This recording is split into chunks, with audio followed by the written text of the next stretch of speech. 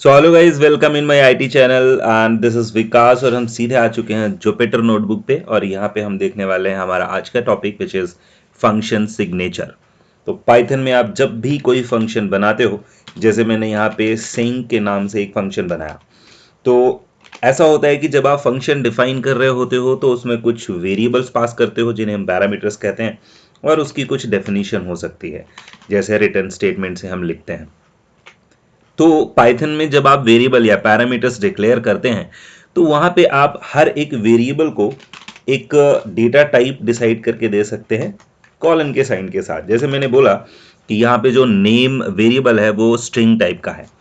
इसके बाद मैंने यहाँ पे एक एज नाम का वेरिएबल लिया और कॉलन का साइन लगा के मैंने बोला कि ये इंटीजर टाइप का है, और मैं चाहूं तो इसकी कोई एक डिफॉल्ट वैल्यू यहीं पे सेट कर सकता हूं, जैसे कि 25। ठीक है।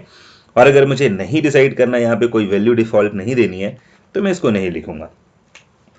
इसके अलावा मैं यहाँ पे एक एरो का साइन इस तरीके से बना करके str लिख सकता हूं, that defines basically the type of return value.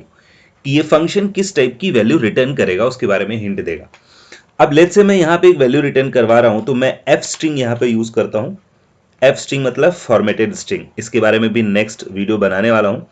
तो यहाँ पे जैसे मैंने लिखा हेलो इंडिया, इसके बाद मैंने यहाँ पे लिखा माई नेम इज, और मैं यहाँ करली ब्रैकेट में अपने वेरिएबल को यूज कर सकता हूं, जैसे कि नेम।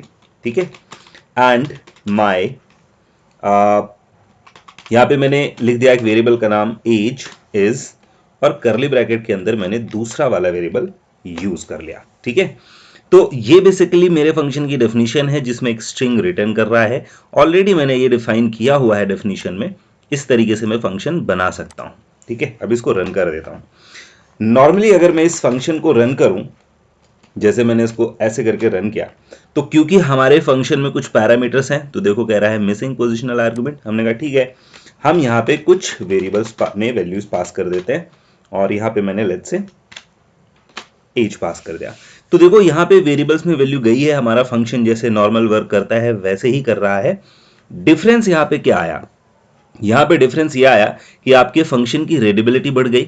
इसमें समझ में आ रहा है कि वेरिएबल्स क्या क्या यूज किए गए हैं और उनका टाइप क्या है, उसमें किस टाइप की वैल्यू यूज की गई है। तो अगर कोई कोडर, कोई प्रोग्रामर आपके कोड को पढ़ेगा तो उसको समझ में आएगा। तो फंक्शन की इंटरप्रिटेबिलिटी के लिए, उसकी कोडिंग को समझने के लिए, सिंप्लिसिटी के लिए, रीडेबिलिटी के लिए हम इस तरीके की चीजें अपने फंक्शन में ऐड कर सकते हैं, और इन्हीं को बेसिकली फंक्शन का सिग्नेचर कहते हैं।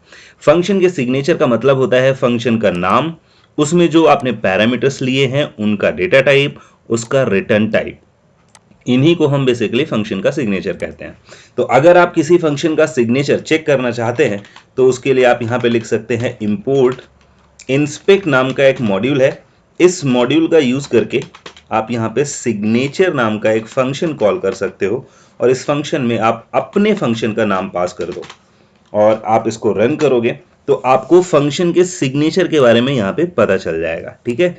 यहाँ पे दिखा रहा है रिटर्न टाइप, जो हिंट में आपने दिया हुआ है, वेरिएबल्स कौन कौन से हैं, इसके अलावा जो फंक्शन का नाम आपने यहाँ पे पास किया है वो भी सिग्नेचर का ही पार्ट है। तो बेसिकली इसे हम फंक्शन का सिग्नेचर कहते हैं। So that's all for this video. Like, share and subscribe this channel, and